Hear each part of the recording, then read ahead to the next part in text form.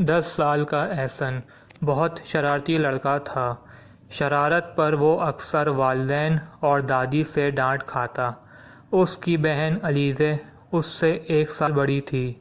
کاشف کی پھوپھی دوسرے شہر سے اپنے بچوں شان اور فائدہ کے ساتھ ان کے گھر آئی ہوئی تھیں۔ وہ دونوں بہن بھائی کاشف اور علیزے کے ہم عمر تھے۔ ایک دن بچوں نے دادی سے کہانی سنانے کی فرمائش کی تو وہ راضی ہو گئیں۔ شان بولا، نانی کوئی بھوت کی کہانی مت سنائیے گا، مجھے بڑا خوف آتا ہے۔ بھوتوں کی کہانیوں سے یہ سننا تھا کہ کاشف کے کان کھڑے ہو گئے۔ ایک شرارتی مسکراہٹ اس کے لبوں پر اور آنکھوں میں ایک چمک سی آ گئی۔ علیزے اس معنی خیز نظروں سے دیکھنے لگی۔ کہانی ختم ہونے کے بعد علیزے نے کاشف سے کہا، لگتا ہے تم شان کو بھوت بن کر ڈراؤ گے۔ کاشف منہ پر انگلی رکھتے ہوئے بولا، آہستہ بولو، سچ بڑا مزہ آئے گا۔ رات کو جب وہ سو جائے گا تو میں اسے بھوت بن کر ڈراؤں گا۔ حالت دیکھنے والی ہوگی اس کی۔ رات ہو چکی تھی۔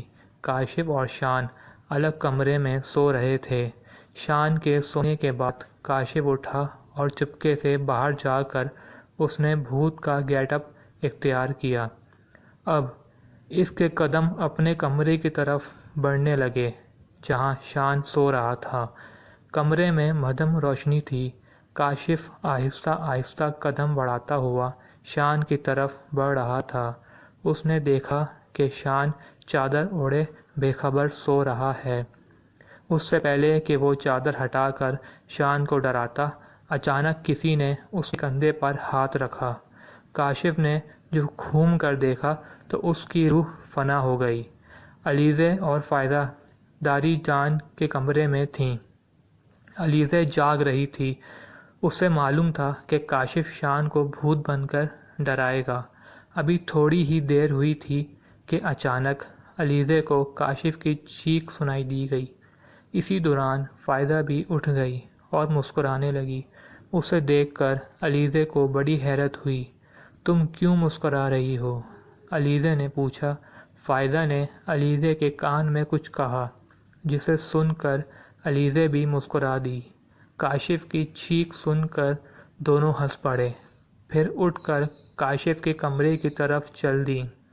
کاشف اپنے سامنے بھوت کو دیکھ کر تھر تھر کانپ رہا تھا۔ اچانک کمرے کی لائٹ جلی تو علیزے اور فائدہ نے دیکھا کہ کھڑکی میں سے کالے رنگ کی کوئی چیز نیچے گری ہے۔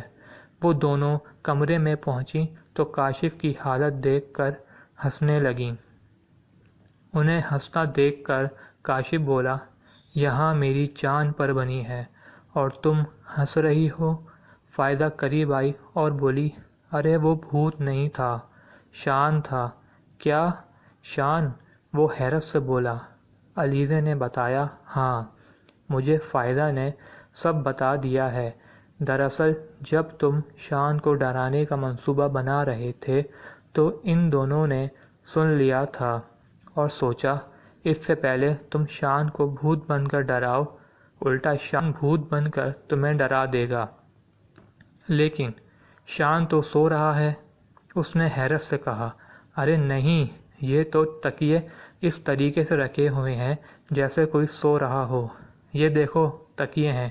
یہ کہہ کر فائدہ نے جیسے ہی چادر ہٹائی وہ چیخ پڑی۔ شان وہاں گہری نیند سو رہا تھا۔ چیخ کی آواز سن کر دادی جان بھی نیند سے بیدار ہو چکی تھیں۔ وہ خود سے بولی، ارے یہ بچے کہاں ہیں؟ چیخ بھی کاشف کے کمرے کی طرف سے آئی ہے، کچھ تو گڑبڑ ہے، جا کر دیکھتی ہوں۔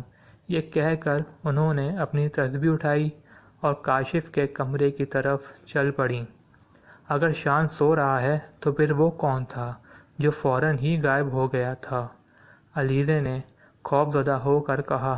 اسی دوران شان بھی آنکھیں ملتا ہوا کھڑا ہو گیا اور پوچھا کہ کاشف بھوت کیوں بنا ہوا ہے؟ فائزہ نے کہا، کس قدر بے خبر سوتے ہو بھائی، اس قدر شور میں بھی آنکھ نہیں کھلی تمہاری؟ شان نے کہا، ارے مجھے لگا کہ یہ شور خواب میں ہو رہا ہے۔ اب کاشف کی سمجھ میں آیا کہ وہ اصلی بھوت ہی تھا۔ اسی دوران گھر کے باقی لوگ بھی اٹھ کر وہاں پہنچ گئے تھے اور انہیں بھی ساری صورتحال کا علم ہو گیا۔ کاشف کے ابو نے کہا، اب کوئی شرارت کرو گے؟ اصلی بھوت تمہیں شرارتوں کی سزا دینے آیا تھا، لیکن علیزے اور فائدہ کے آنے سے وہ غائب ہو گیا۔ اب کوئی شرارت نہ کرنا۔ کاشف اپنے کانوں کو ہاتھ لگا کر بولا، میری توبہ ہے جو میں نے آئندہ کوئی شرارت کی ہو۔ دادی بولیں، ہماری بات تو تم مانتے نہیں تھے، بھوت کی بات فوراً مان لی۔ اچانک شان چیخا، بھوت کہاں ہے؟